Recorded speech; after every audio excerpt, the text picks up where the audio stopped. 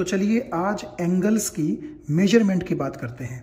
Angles आपने 10वीं classes तक डिग्रीज में मेजर किए होंगे और ये आप देखिए आपके सामने 3 बड़े बेसिक एंगल्स हैं।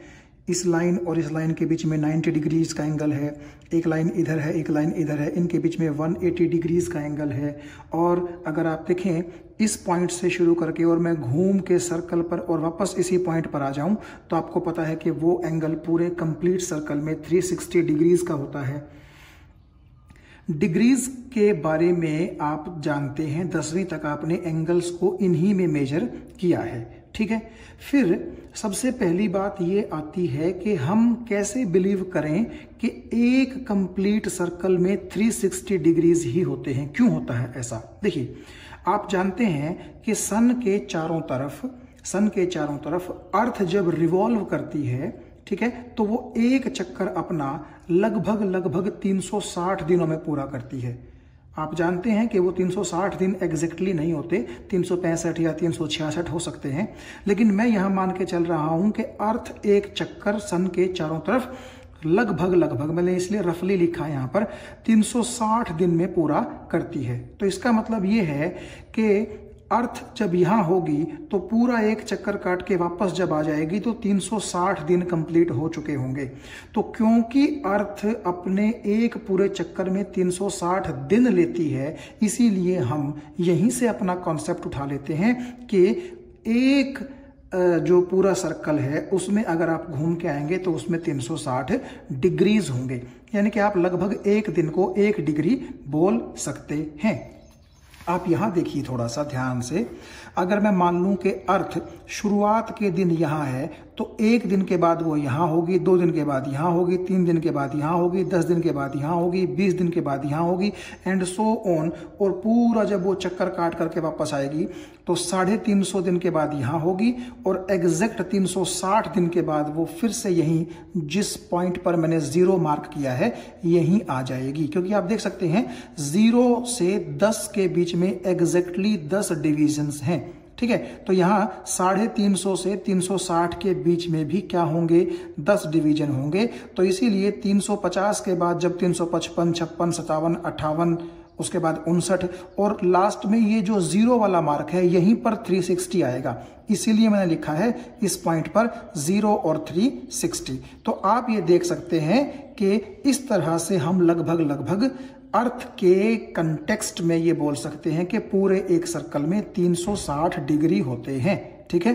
तो यहां से आप देखिएगा कि इस 0 से लेकर के, और ये जो पहला आपको छोटा सा पॉइंट दिखाई दे रहा है, हालांकि बड़ा छोटा एंगल आपको दिखाई दे रहा होगा, तो इस 0 से लेकर के और इस पॉइंट के बीच में 1 डिग्री का एंगल होता है।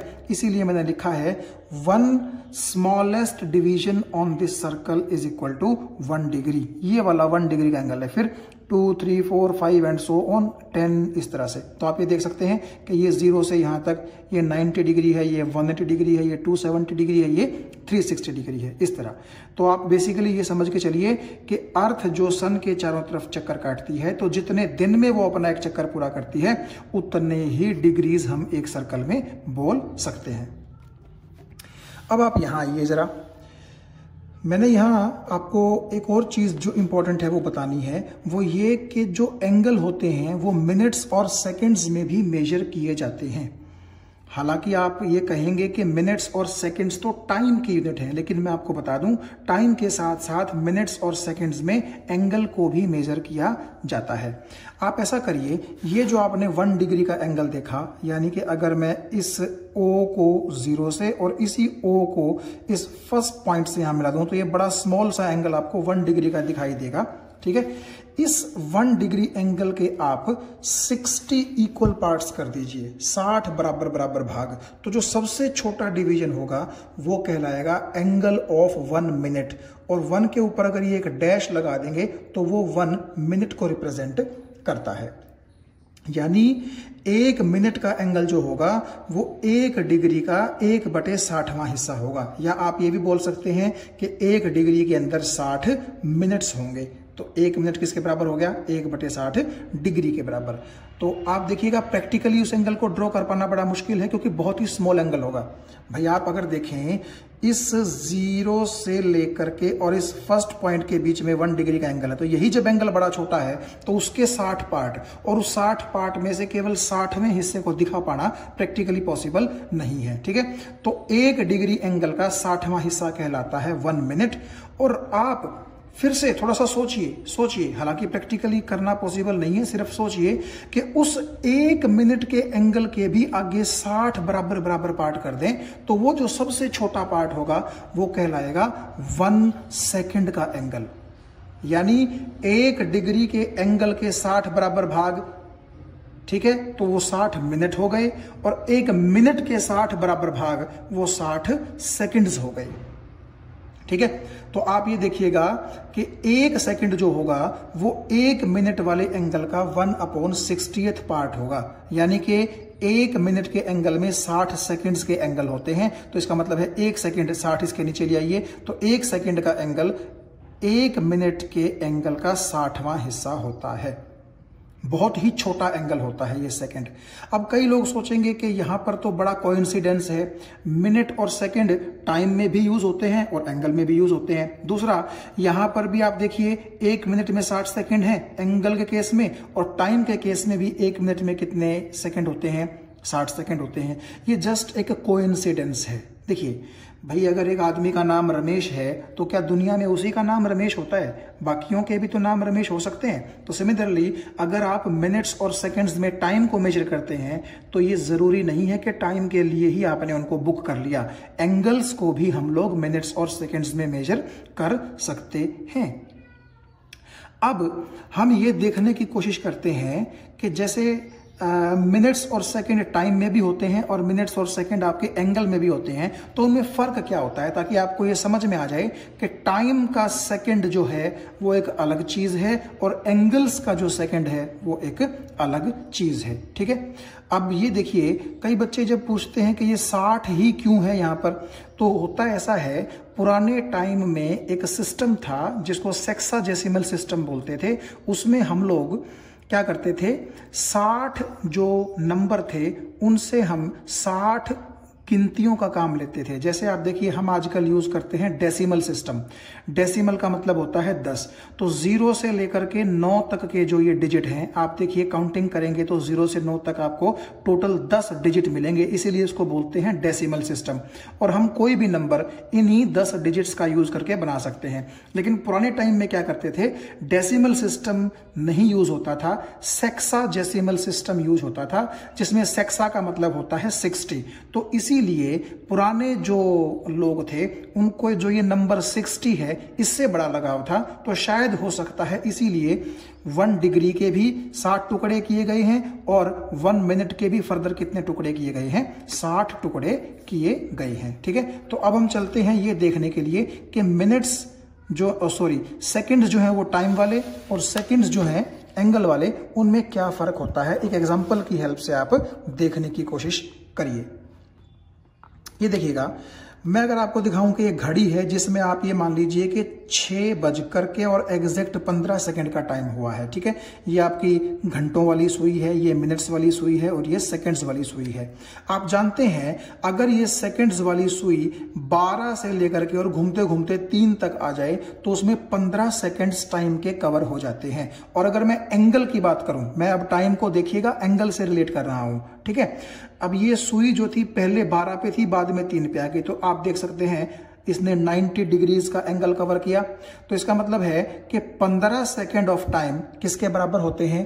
90 डिग्रीज ऑफ एंगल के बराबर। तो 1 सेकेंड टाइम का किसके बराबर हो जाएगा? 6 डिग्री के बराबर। आपने 15 से डिवाइड कर दिया 90 को। ठीक है, तो इसका मतलब ये है कि जब आपकी घड़ी की सेकंड वाली सुई एक बार घूमती है, यूं टिक, एक बार टिक करती है, 1 सेकंड जब बीतता है तो बेसिकली वो एंगल के रूप में 6 डिग्रीज क्या कर देती है?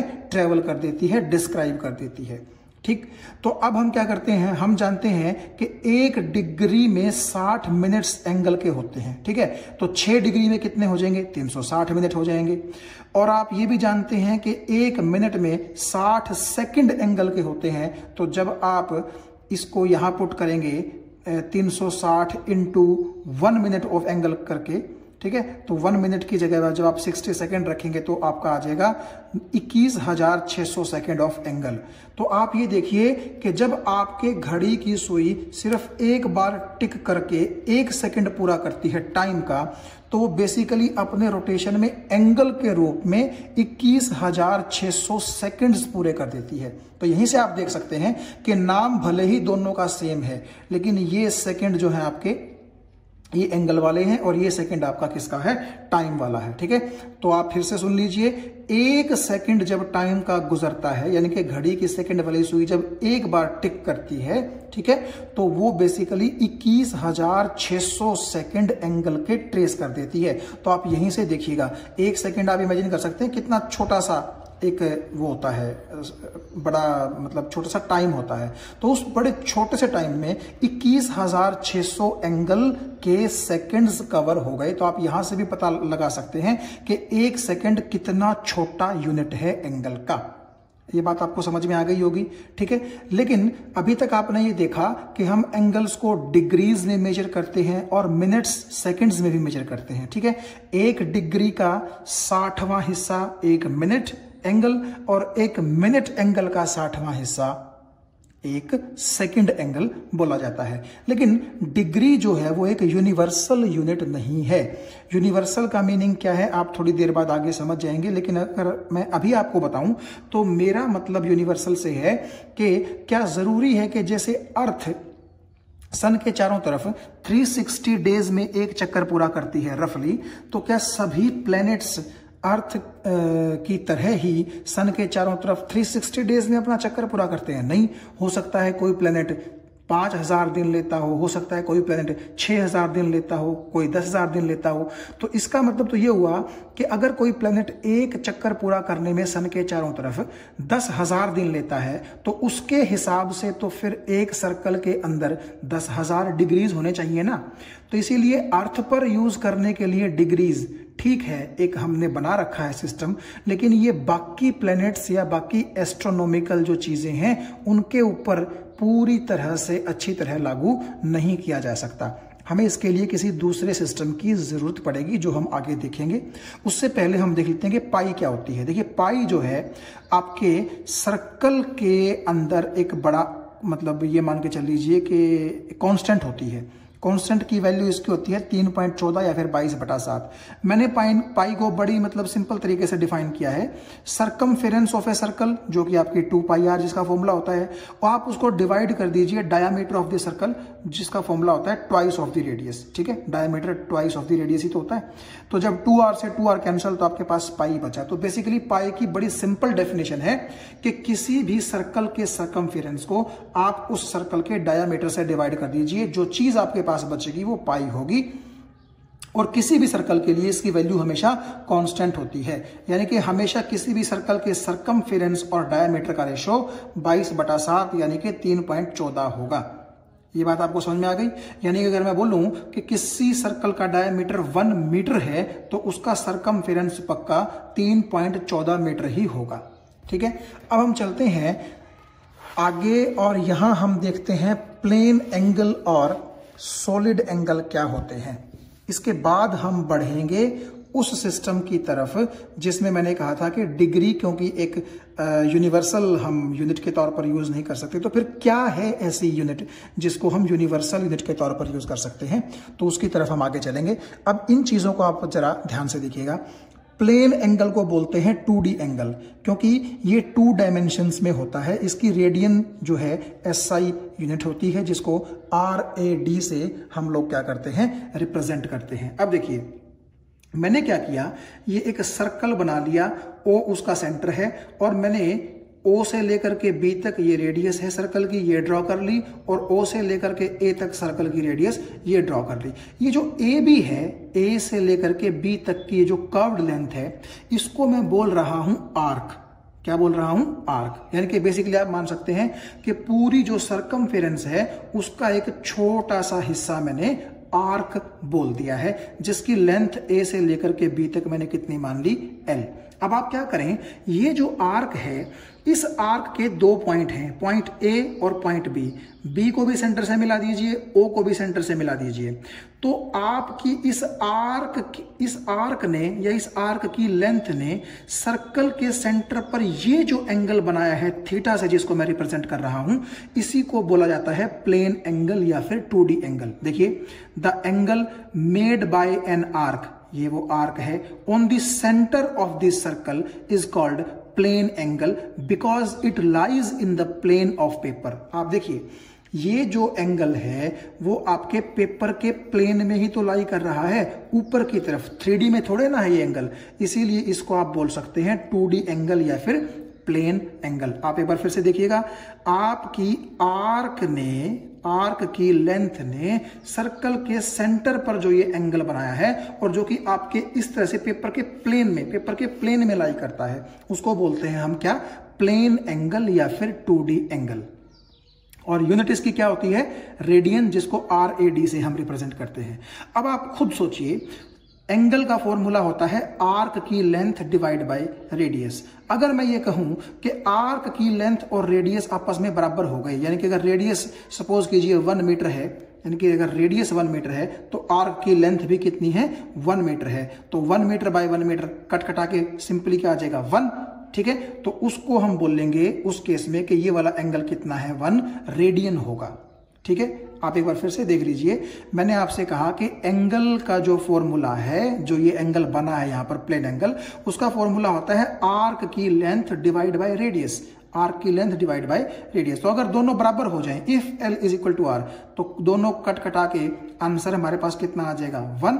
तो इसको हम खाली 1 नहीं बोलेंगे। हालांकि आप कहोगे कि जी लेंथ भी मीटर में होती है और रेडियस भी मीटर में होती है, तो मीटर से मीटर कट गया तो हमारे पास एक यूनिटलेस चीज ही तो बची है, ये यूनिटलेस, इसमें कोई दो राय नहीं है। लेकिन क्योंकि हम यहाँ एंगल की बात कर रहे हैं, तो अगर मैं ये बोलूं कि ये 1 एंगल बन गया है तो थोड़ा अजीब सा लगता है, इसीलिए यहां पर यूनिट को क्या बोल दिया गया है, रेडियन बोल दिया गया है। ठीक है, रेडियन इसी को बोलते हैं। तो हालांकि आप देख सकते हैं कि एंगल एक यूनिटलेस चीज होता है, लेकिन फिर भी हम उसको रेडियन में मेजर करते हैं।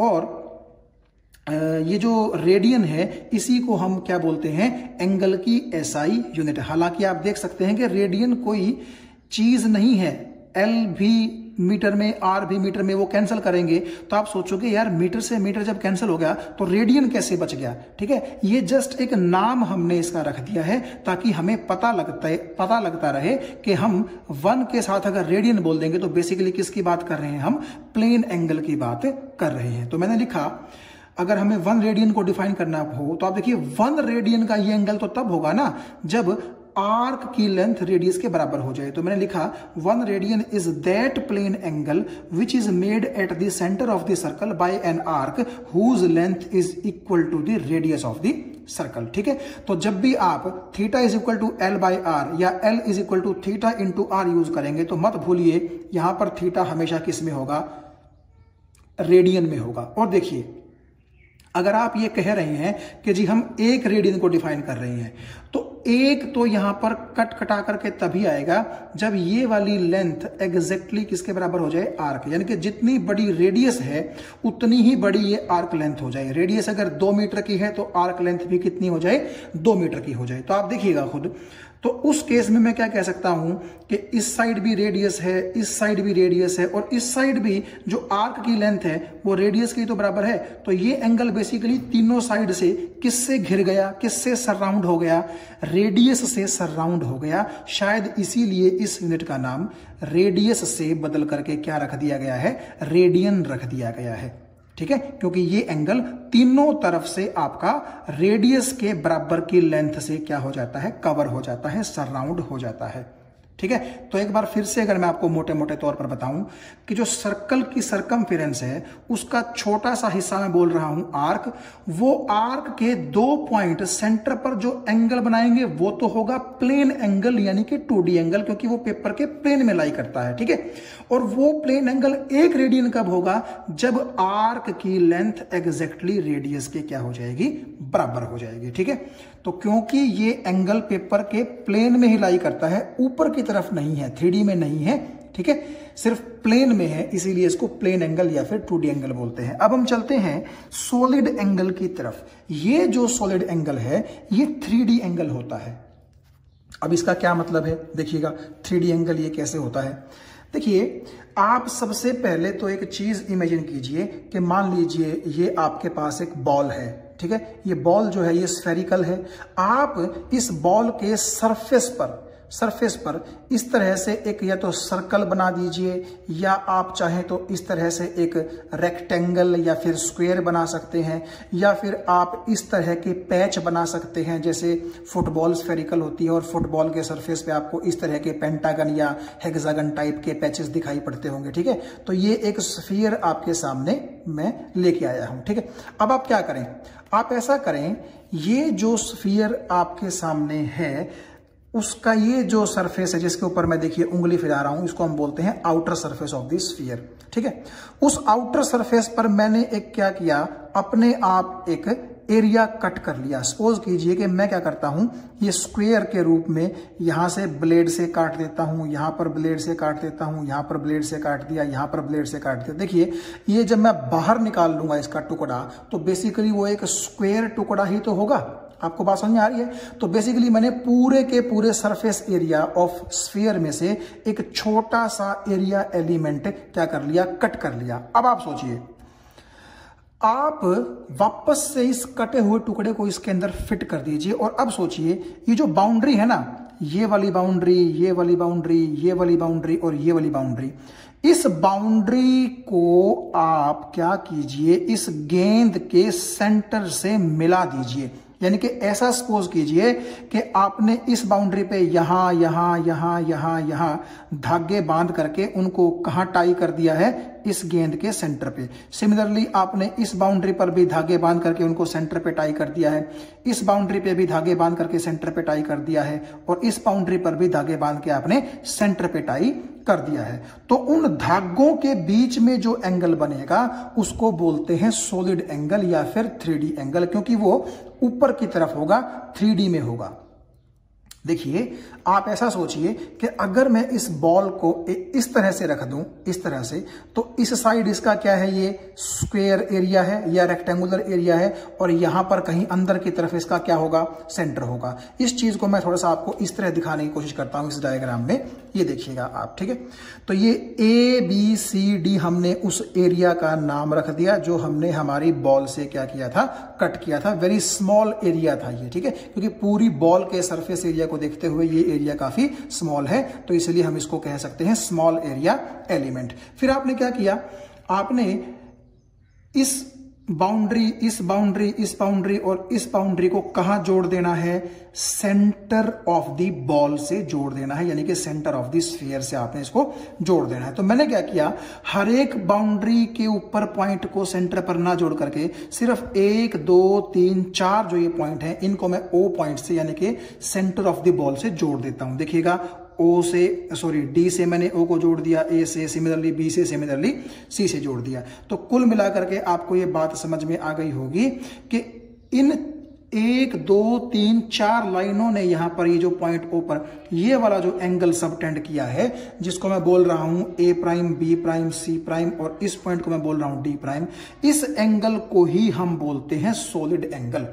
क्यों इसको सॉलिड एंगल बोलते हैं, एक बार फिर से ध्यान से देखिएगा आप। देखिए, अगर मैं कंसीडर करूं सिर्फ A से लेकर के B तक की लाइन को, तो आप ये देखिएगा, ध्यान से देखिएगा कि मैंने क्या किया है, मैंने अब ये पूरा एरिया कंसीडर नहीं किया है, सिर्फ A से लेकर के B तक की क्या कंसीडर की है, एक लाइन कंसीडर की है। आपको ये बात समझ में आ गई।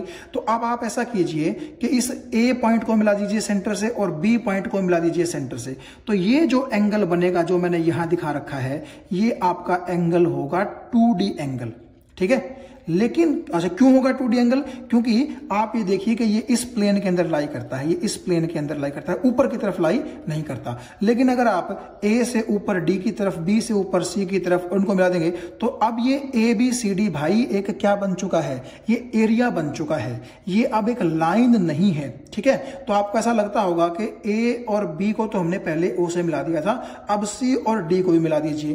तो बेसिकली जो एंगल पहले सिर्फ इस ए बी प्लेन में लाई करता था, अब वो आप देखिएगा कि यूं ऊपर की तरफ थोड़ा सा रेज हो गया है, क्योंकि जब आपकी ए से डी ऊपर रेज हो गई, बी से सी ऊपर रेज हो गई, तो वो एंगल भी थोड़ा सा क्या हो जाएगा, ऊपर की तरफ इस तरीके से रेज हो जाएगा। तो वो आपका प्लेन से निकल करके स्पेस में आ जाएगा। इसीलिए क्योंकि वो 3D स्पेस में आ गया तो उसको हम बोलते हैं 3D एंगल या फिर सॉलिड एंगल। तो मैंने क्या लिखा कि if we cut a small area element on the surface of a sphere and the boundary of this area element is joined to the centre of the sphere, then solid angle और 3D angle is formed. आपको बात उम्मीद है कि समझ में आ गई होगी, ठीक है।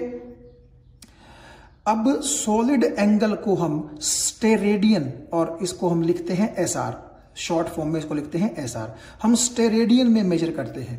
तो अब देखिए, जैसे प्लेन एंगल का फॉर्मूला था लेंथ डिवाइड बाय रेडियस, इसी तरह से सॉलिड एंगल का फॉर्मूला होता है एरिया डिवाइड बाय रेडियस का स्क्वायर। क्योंकि देखो यहां पर तो क्या होता था, आपकी आर्क लेंथ ने ये एंगल सबटेंड किया था, तो इसीलिए आर्क की लेंथ आती थी। लेकिन ये वाला जो एंगल है, ये आर्क की लेंथ ने नहीं बल्कि इस एरिया एलिमेंट ने सबटेंड किया है, तो नेचुरली ऊपर क्या आएगा, आपका एरिया आएगा।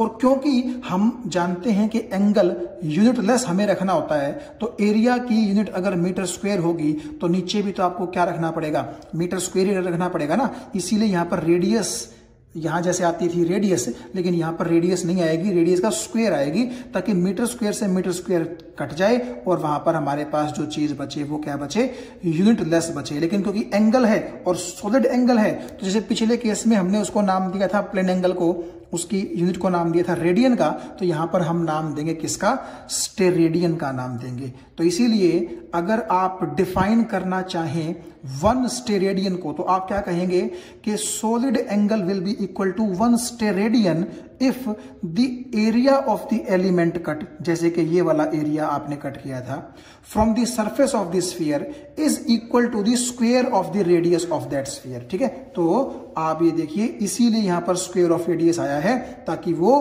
आपके एरिया के मीटर स्क्वायर को खुद के मीटर स्क्वायर से कैंसिल करके और यूनिट लेस रख सके एंगल को। लेकिन आपको पता है, जैसे प्लेन एंगल को हमने यूनिट लेस ना रख करके रेडियन नाम दे दिया था, सिमिलरली हम इस सॉलिड एंगल को यूनिट लेस ना रख करके किसका नाम दे देंगे, स्टेरेडियन का। तो आगे से आप ध्यान रखिएगा, अगर रेडियन आए तो आप समझ जाइएगा कि वो 2D एंगल है, और अगर स्टेरेडियन आए तो आप समझ जाइएगा कि वो कैसा एंगल है, 3D एंगल है। ठीक है, तो अगर मैं आपसे कहूं कि यहां से लेकर के यहां तक रेडियस जो है वो 7 मीटर है, सपोज कीजिए 7 मीटर है, तो 7 का स्क्वायर कितना हो जाएगा, 49।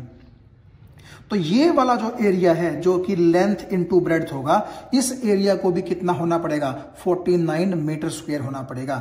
और क्योंकि रेडियस 7 थी, तो रेडियस का स्क्वायर क्या हो जाएगा, 7 मीटर का स्क्वायर यानी कि 49 मीटर स्क्वायर। मीटर स्क्वायर से मीटर स्क्वायर कट गया, 49 से 49 कट गया, तो एंगल आपका कितना हो जाएगा, 1 स्टेरेडियन। तो ये वाला जो आपका सॉलिड एंगल होगा, जो कि आप देखिएगा यहां प्लेन में नहीं बल्कि प्लेन से ऊपर भी लाई करता है, ऊपर भी लाई करता है। ठीक है, क्योंकि भाई अगर आप देखें ए बी ने सिर्फ ये अगर ए प्राइम बी प्राइम एंगल बनाया होता तो ये तो प्लेन में लाई करता है, इस प्लेन में लाई करता है। लेकिन क्योंकि ए से ऊपर की तरफ और बी से ऊपर की तरफ चले गए, तो यहां पर भी आप ए से ऊपर की तरफ डी प्राइम तक जाइए, बी प्राइम से ऊपर की तरफ ए प्राइम से ऊपर की तरफ डी प्राइम तक जाइए, बी प्राइम से ऊपर की तरफ सी प्राइम तक जाइए, तो आप बेसिकली इस प्लेन से ऊपर की तरफ आ रहे हैं। तो प्लेन से ऊपर की तरफ आने का मतलब है कि आप हाइट भी ले रहे हैं। ठीक है, तो आपके पास प्लेन तो था ही, आपने हाइट भी ले ली, तो बेसिकली आप 3D में आ गए। इसीलिए इस एंगल को 3D एंगल या फिर सॉलिड एंगल बोला जाता है।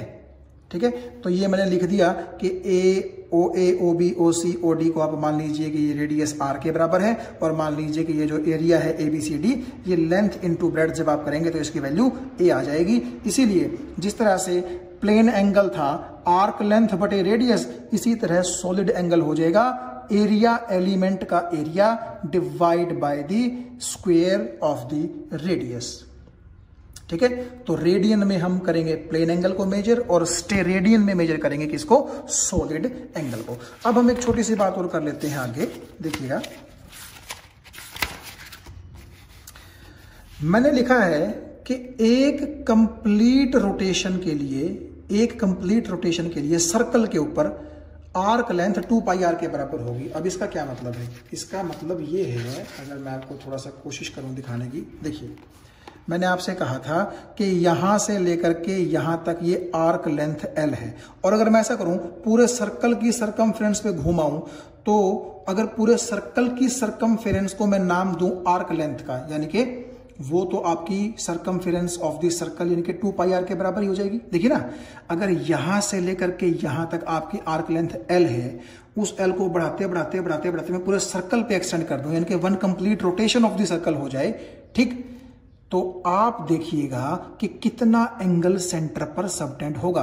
देखो भाई, अगर आर्क लेंथ आपकी L है तो वो तो पॉइंट A से लेकर के और B के बीच में है, जिसने कितना एंगल सबटेंड किया है? थीटा। तो अगर 1 कंप्लीट रोटेशन हो जाए तो फिर तो L आपकी किसके बराबर हो जाएगी? 2 पाई आर के बराबर हो जाएगी। तो तब देखें थीटा रेडियन में किसके बराबर आएगा। तो आप देखिएगा कि थीटा का जो फॉर्मूला होता है वो होता है arc length divide by radius, और 1 कंप्लीट रोटेशन में आपकी आर्क लेंथ किसके बराबर हो जाएगी? 2 पाई आर के। तो आर से आर कैंसिल हो गया, 2 पाई रेडियन के बराबर आपका ये प्लेन एंगल यानी कि रेडियन में आपका थीटा 2 पाई रेडियन के बराबर हो जाएगा। तो आप पाई को जब रखेंगे 3.14 तो आपका थीटा आ जाएगा 6.28 रेडियंस। देखिए भाई, मैं कहना ये चाह रहा हूं कि अगर आपकी, एक बार जरा पीछे फिर देखिएगा आप, अगर यहां से लेकर के यहां तक आपकी आर्क की लेंथ रेडियस के 1 टाइम के बराबर है, यानी कि 1 गुणा के बराबर है, तो ये एंगल होगा 1 रेडियन, ठीक है। अगर ये आर्क लेंथ यहां से यहां ए से लेकर के यहां ट्वाइस ऑफ द रेडियस के बराबर हो जाए तो ये एंगल आपका हो जाएगा 2 radian. Similarly 3 times of radius के बराबर हो जाए तो 3 रेडियन, सिमिलरली 4 रेडियन, 5 रेडियन, ठीक है। तो अगर कंप्लीट सर्कल की मैं बात करूं तो L तो 2 पाई आर के बराबर होगा, और उस केस में आपका जो एंगल होगा वो कितना होगा? 2 पाई रेडियन होगा। अब इसका मतलब क्या है? देखिए आप, मैं आपको थोड़ा सा यहां क्लियर कर दूं। ये मैंने एक कर्व्ड वायर ली है और मैं इसको यहां रखना चाह रहा हूं इस तरह से, आप देखिएगा, ठीक है। तो आप देख सकते हैं पॉइंट A से लेकर के और B के बीच में एग्जैक्टली इस वायर ने अपनी जगह घेर ली है। और जब आप यहां से लेकर के यहां तक की बात करते हैं, और बेसिकली ये जो वायर है ना, ये रेडियस के बराबर है, ठीक है। तो इसका मतलब है कि यहां से यहां तक L जो है वो रेडियस के 1 टाइम्स के बराबर है। तो यहां से और यहां तक आप देखिएगा ये किसके बराबर आ जाएगी? 2 टाइम्स, फिर 3 टाइम्स, फिर 4 टाइम्स, फिर 5 टाइम्स, फिर 6 टाइम्स। तो आप ये देख सकते हैं कि एक कंप्लीट सर्कल में रेडियन में जो एंगल होगा वो 6 से ज्यादा है। देखिए ना, यहां से यहां तक कितना एंगल है? 1 रेडियन, है ना। और इस लाइन से इस लाइन के बीच में 2 रेडियन, और इस लाइन से और इस लाइन के बीच में, यानी कि अगर मैं इसको ऐसे मिला दूं और ये कितना एंगल हो जाएगा? 3 रेडियन। फिर इस लाइन और इस लाइन के बीच में 4 रेडियन, इस लाइन और इस लाइन के बीच में 5 रेडियन, इस लाइन और इस लाइन के बीच में यूं कितना हो जाएगा? 6 रेडियन। तो 6 रेडियन से फालतू ही तो है ये। और आप ये देखिएगा यहां पर आप 2 पाई की जब बात करते हैं तो पाई की वैल्यू जब आप 3.14 रखेंगे तो 2 से मल्टीप्लाई होने के बाद 6.28 रेडियन ही तो आएगी। इसका मतलब है कि ये वाला जो पार्ट था जो कि 6 से ज्यादा हमें दिखाई दे रहा था, ये 0.28 था, यानी कि आपका पूरे के पूरे सर्कल में रेडियंस में एंगल कितना बन जाएगा? 6.28 रेडियंस। तो आप इसको 6.28 रेडियंस भी बोल सकते हैं और 2 पाई रेडियंस भी बोल सकते हैं, क्योंकि जब पाई को 2 से मल्टीप्लाई करेंगे तो 6.28 ही आएगा, ठीक है। अब आगे आप देख सकते हैं, सिमिलरली अगर मैं बात करूं कि अगर ये स्फीयर है मेरा, ये देखिएगा ये बॉल जैसे स्फेरिकल है, तो अगर पूरे का पूरा सरफेस एरिया इसके, देखिए सेंटर पे कितना एंगल बनाना चाह रहा है, तो वो सॉलिड एंगल कितना बनेगा? देखो ये वाला सरफेस एरिया जो कि सिर्फ छोटा सा एरिया था, वो तो जो एंगल बना रहा था आपके सेंटर पे, वो तो छोटा था। लेकिन अगर इस एरिया को यहाँ से भी इंक्रीज कर दूं, यहाँ से भी इंक्रीज कर दूं, यहाँ से भी इंक्रीज कर दूं, यहाँ से भी इंक्रीज कर दूं, यानी कि पूरी की पूरी बॉल का सरफेस एरिया अगर सेंटर पे सॉलिड एंगल कितना बनाएगा तो वो पूछने लगे तो आप क्या करेंगे, सॉलिड एंगल का फॉर्मूला क्या होता है आपको पता है, एरिया डिवाइड बाय रेडियस का स्क्वायर। तो पूरे के पूरे स्फीयर का जो सरफेस एरिया होता है वो तो 4 पाई आर स्क्वायर होता है, तो एरिया की जगह रख दीजिए 4 पाई आर स्क्वायर, नीचे रेडियस का स्क्वायर, आर स्क्वायर से आर स्क्वायर कट गया तो वो आपका कितना होगा, सॉलिड एंगल 4 पाई स्टेरेडियन होगा। तो जिस तरह से सर्कल के अंदर 1 कंप्लीट रोटेशन में 6.28 या फिर 2 पाई रेडियन का प्लेन एंगल बनता है, उसी तरीके से आपके स्फीयर में अगर पूरे के पूरे स्फीयर का सरफेस एरिया आपके स्फीयर के सेंटर पे कितना सॉलिड एंगल बना रहा है, कितना 3D एंगल बना रहा है, तो वो कितना होगा, 4 पाई स्टेरेडियन के बराबर होगा। और ये मैंने आपको बेसिकली वही दिखाने की कोशिश की है कि ये अगर आपका एक स्फीयर है तो अगर मैं उसके ये सर्कुलर सा एरिया ये काट लूं, जैसे कि मैंने आपको यहाँ दिखाया था इस तरीके से, ये सर्कुलर एरिया है। एरिया का शेप कुछ भी हो, सर्कुलर हो, पेंटागन हेक्सागन टाइप हो या स्क्वायर हो, कुछ भी हो, बस उसकी हर एक बाउंड्री को आपने मिला कहाँ देना है, स्फीयर के सेंटर से, ताकि आपको सॉलिड एंगल का कॉन्सेप्ट समझ में आ जाए। तो अगर आप देखिएगा यहाँ मैंने हर एक इसके बाउंड्री के पॉइंट को सेंटर से मिला दिया है, तो ये जो एंगल बना है ये सॉलिड एंगल है। तो ए एरिया आर रेडियस, तो आपका सॉलिड एंगल का ये फॉर्मूला हो जाएगा। यूनिट क्या रहेगी इसकी, स्टेरेडियन रहेगी। और अगर आप यहां देखें कि एक कंप्लीट रोटेशन में, जैसे कि मैंने आपको बताया कि रेडियंस के रूप में कितने एंगल होंगे, 6.28 रेडियंस या फिर 2 पाई रेडियंस, ठीक है। तो डिग्रीज के रूप में कितने एंगल होंगे, आप जानते हैं कि एक सर्कल के कंप्लीट रोटेशन में 360 डिग्रीज होते हैं। इसका मतलब 1 complete rotation of the circle degrees के रूप में 360 डिग्री होगा, और 1 complete rotation of the circle radian के रूप में कितना होगा, 2 पाई रेडियन। इसका मतलब दोनों बराबर होंगे, ठीक है, क्योंकि ये भी सर्कल का कंप्लीट रोटेशन है, ये भी सर्कल का कंप्लीट रोटेशन है। तो इसका मतलब है कि 2 पाई रेडियन 360 डिग्री के बराबर होंगे। ये आपको हमेशा ध्यान रखनी है चीज। या फिर अगर आप यहाँ भी 2 से डिवाइड कर दें, यहाँ भी 2 से डिवाइड कर दें, तो क्या हो जाएगा, पाई रेडियन जो एंगल होगा वो 180 डिग्री के बराबर होगा। या सिमिलरली फिर 2 से डिवाइड कर दो तो पाई बाई 2 रेडियन 90 डिग्री के, और पाई बाई 4 रेडियन किसके बराबर होगा, 45 डिग्री के बराबर होगा।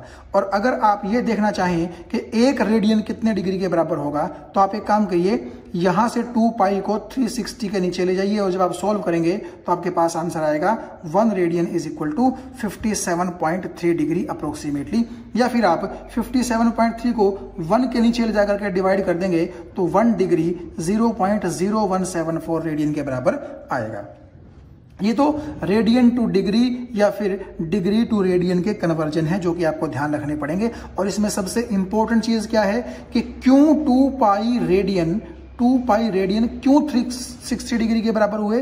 तो आप ये देखिएगा कि सर्कल में 1 कंप्लीट रोटेशन डिग्री के रूप में तो होती है 360 डिग्री, और उसी सर्कल के अंदर अगर रेडियंस के रूप में हम चलें तो वो 1 कंप्लीट रोटेशन किसके बराबर होती है, 2 पाई रेडियन के बराबर। इसीलिए 360 degree is equal to 2 pi radian. अब रेडियन को हम यूनिवर्सल यूनिट क्यों बोलते हैं, यानी कि जिसमें यूनिट की बात कर रहा था कि डिग्रीज के अलावा हमें एक यूनिवर्सल यूनिट चाहिए, वो यूनिवर्सल यूनिट आपकी क्या रहेगी, रेडियन रहेगी। क्यों रहेगी, क्योंकि देखो अगर कोई प्लेनेट सन के चारों तरफ छोटे सर्कुलर ऑर्बिट में घूम रहा है या किसी बड़े ऑर्बिट में घूम रहा है, 1 रेडियन एंगल की वैल्यू वहां पर सेम रहेगी। क्यों रहेगी, क्योंकि देखो अगर इस प्लेनेट की रेडियस छोटी है तो नेचुरली इसकी आर्क लेंथ भी जो कि रेडियस के बराबर होगी वो भी छोटी होगी, और वो इसके सेंटर पर कितना एंगल बनाएगी, 1 रेडियन का। सिमिलरली अगर कोई प्लैनेट बड़ा है जिसकी रेडियस बड़ी है तो नेचुरली उसकी आर्क लेंथ भी तो क्या होगी, बड़ी होगी, और बड़ी होगी तो आपका सेंटर पे फिर से एंगल कितना बनेगा, 1 रेडियन ही बनेगा। तो कोई प्लैनेट चाहे बड़ी रेडियस के ऑर्बिट में सन के चारों तरफ घूम रहा है, चाहे छोटी रेडियस के ऑर्बिट में घूम रहा है, ठीक है, अगर उसकी रेडियस के बराबर की आर्क लेंथ लेंगे आप, और वो जब आप देखेंगे सेंटर पे कितना एंगल बना रही है, तो छोटे प्लैनेट के केस में भी वो 1 रेडियन होगा, और बड़े प्लैनेट के केस में भी वो कितना होगा, 1 रेडियन ही होगा। इसलिए 1 रेडियन यानी कि रेडियन जो है वो ज्यादा प्रैक्टिकल यूनिट है डिग्री के मुकाबले, क्योंकि अगर अर्थ के केस में देखें तो एक रोटेशन 360 डिग्री का होगा, तो हो सकता है अगर कोई प्लैनेट 4000 दिन में एक चक्कर पूरा करता हो तो वहां 4000 डिग्रीज होंगी। तो डिग्रीज के तो हिसाब से किसी भी तरह से एंगल बराबर नहीं हुआ। यहां पर एक रोटेशन 360 डिग्री का और यहां पर एक रोटेशन 4000 डिग्री का। लेकिन रेडियन के केस में यहां पर भी आप देखिए इस पॉइंट से लेकर के इस पॉइंट तक एक रेडियन और यहां पर भी इस पॉइंट से इस पॉइंट तक कितना, एक रेडियन। तो रेडियन एक ज्यादा प्रैक्टिकल यूनिट है। और एक बार आप फिर से देख लें, अगर किसी को इस चीज में दिक्कत आ रही है कि ये एक रोटेशन सर्कल के अंदर 2 पाई रेडियन का होता है, इसका क्या मतलब है? देखिए आप ये देखिएगा कि अगर इस आप वायर को सीधी करेंगे तो एग्जैक्टली ये इस रेडियस से मैच करेगी। मैं आपको बाद में करके भी दिखा दूंगा, ठीक है। तो रेडियस के बराबर की आर्क लेंथ अगर आप लें तो आप ये देखिएगा कि मैंने इसको यहां रख दिया, ठीक है। तो ये रेडियस है और ये वाली कर्व लेंथ भी रेडियस के बराबर है, ठीक है। तो इस आर्क ने जो कि लेंथ में रेडियस के बराबर है, उसने यहां ये जो एंगल सबटेंड कर दिया, ये हो गया 1 रेडियन के बराबर, ठीक है। तो अगर मैं इसको ऐसा करूं, इसी वायर को आगे यहां पर मैं आपको रख दूं, तो आप देखिएगा अगर इसको B बोल रहा हूं, इसको मैं C बोल दूं, तो B से C के बीच में एग्जैक्ट एक R के बराबर और चीज हो गई। तो अब की बार आप देखिए, यहां से यहां R पहले ही थी, यहां से यहां R फिर हो गई। तो A से लेकर के C तक की अगर मैं बात करूं तो बेसिकली आर्क लेंथ जो है वो यहां से यहां तक कितनी हो गई, 2R हो गई। और उसने एंगल सेंटर पर कितना सबटेंड किया, देखिए आप इस पॉइंट को A से मिला दीजिए, इस पॉइंट को आप C से मिला दीजिए, तो ये वाला जो एंगल हुआ थीटा, ये आपका हो गया आर्क की लेंथ बटे रेडियस, और आर्क की length twice of the radius के बराबर है। तो डिवाइड बाय रेडियस, R से R कैंसल, तो ये 2, तो थीटा 2 का मतलब है कि थीटा कितना हो गया आपके पास, 2 रेडियन हो गया। सिमिलरली अगर आप ऐसा करें, A से लेकर के D तक आ जाएं, तो A से लेकर के D तक जो आर्क लेंथ है L, वो आपके 3 टाइम्स ऑफ रेडियस के बराबर हो जाएगी, यानी कि ये वाला एंगल आपका हो जाएगा 3 रेडियन। सिमिलरली 4 आर्क लेंथ के 4 रेडियस के बराबर अगर आर्क लेंथ हो जाएगी तो वो एंगल हो जाएगा आपका 4 रेडियन। 5 रेडियस के बराबर आर्क लेंथ हो जाएगी तो वो एंगल हो जाएगा आपका 5 रेडियन, ठीक है। और आप देखिए अगर आपकी arc length 6 times of radius के बराबर हो जाएगी तो यहां तक आपका एंगल हो जाएगा 6 रेडियन। तो एक सर्कल में 1 radian, 2 radian, 3 radian, 4 radian, 5 radian, 6 radian तो पूरे हो गए। और ये वाला जो छोटा सा रेडियन है, ये हम कैसे कैलकुलेट करेंगे, इसको हम बाद में जिक्र करते हैं। तो कुल मिला के इतनी तो बात आपको समझ में आ गई होगी कि एक सर्कल में 6 रेडियन से ज्यादा एंगल होते हैं और 7 रेडियन से कम होते हैं। तो इसके लिए हम क्या करते हैं, अगर मैं A से चल करके वापस A पर आ गया तो L को मैं लिख देता हूं 2 पाई R। क्या लिख देता हूं, 2 पाई R, क्योंकि पूरी सर्कल की सरकमफ्रेंस किसके बराबर होती है, 2 पाई R के बराबर होती है। और एंगल को निकालने के लिए मुझे किससे डिवाइड करना पड़ेगा, रेडियस से। तो जब आप 2 पाई R को R से डिवाइड करेंगे तो ये दोनों कैंसिल हो गए, तो आप देखिएगा 2 पाई रेडियन ही तो बचा। और जब आप पाई की वैल्यू 3.14 रखेंगे तो आपके पास आ जाएगा 6.28। यानी कि सच में ये वाला जो हिस्सा था, ये आप समझ सकते हैं कि 0.28 टाइम्स था। यानी कि ये जो आर्क है, ये आर्क लेंथ आपकी रेडियस की 0.28 टाइम्स थी। आपको बात ये समझ में आ रही है? तो आप चाहें तो ये कह सकते हैं कि पूरे सर्कल में 2 पाई रेडियंस होते हैं, या आप चाहें तो ये बोल सकते हैं कि 6.28 रेडियन होते हैं, या आप चाहें तो सिंपली ऐसे भी बोल सकते हैं कि एक पूरे सर्कल में 6 से ज्यादा और 7 से कम रेडियंस होते हैं, जो कि 6.28 रेडियंस ही बनेंगे। Thank you.